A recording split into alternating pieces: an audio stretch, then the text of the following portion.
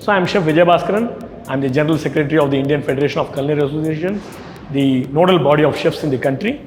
So where all these regional associations are part of the general associations. We actually model this on the basis of the world chefs, where all the countries are member of the world chefs body.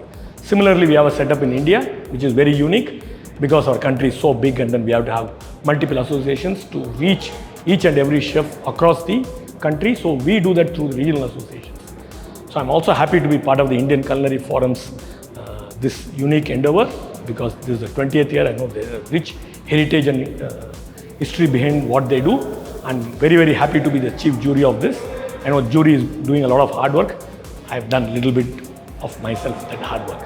I'm from an era which is not like present days, where the culinary education or the culinary participation or a career in the hospitality industry is very well known. So I studied in a military school. My first ambition was to join the armed forces.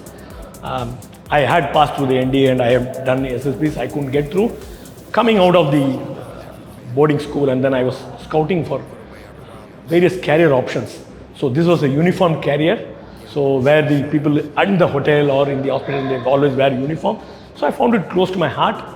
And then I just entered the industry after taking a couple of counseling sessions with people who were already associated with the industry.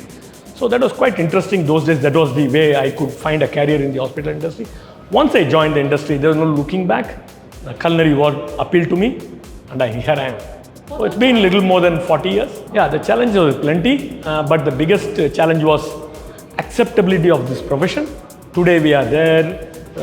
Today we see a lot of TV shows where the chef's profession is actually very, very highlighted, and then it's become a kind of a glamorous industry.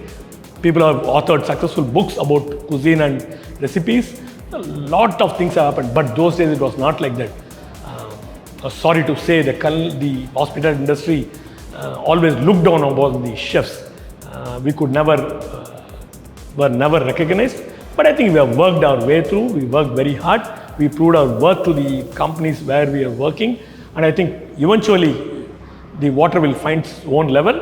I think our career also found our own level. Here, the chefs are actually spearheading a lot of change movement in the country, be it education, be it co-partnering with the culinary schools, be it doing the events for chefs to showcase their skills.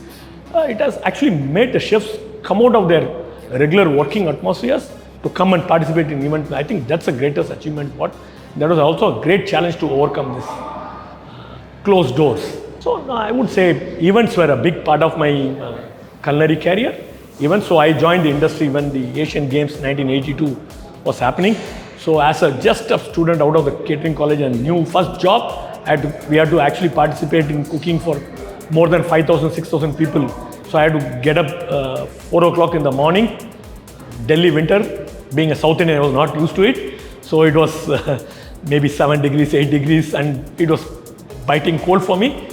Those were one of those memorable moments, but the last was, we had to cater to the Prime Minister, Honorable Narendra Modi ji. So we had to cater a lunch in Bangalore. So I had to spend some sleepless nights, but we curated a special lunch for him. And then it was so heartening that he came and met the chef's team across and then conveyed his thanks and regards to the chef's team. That was one memorable and a challenging moment for me.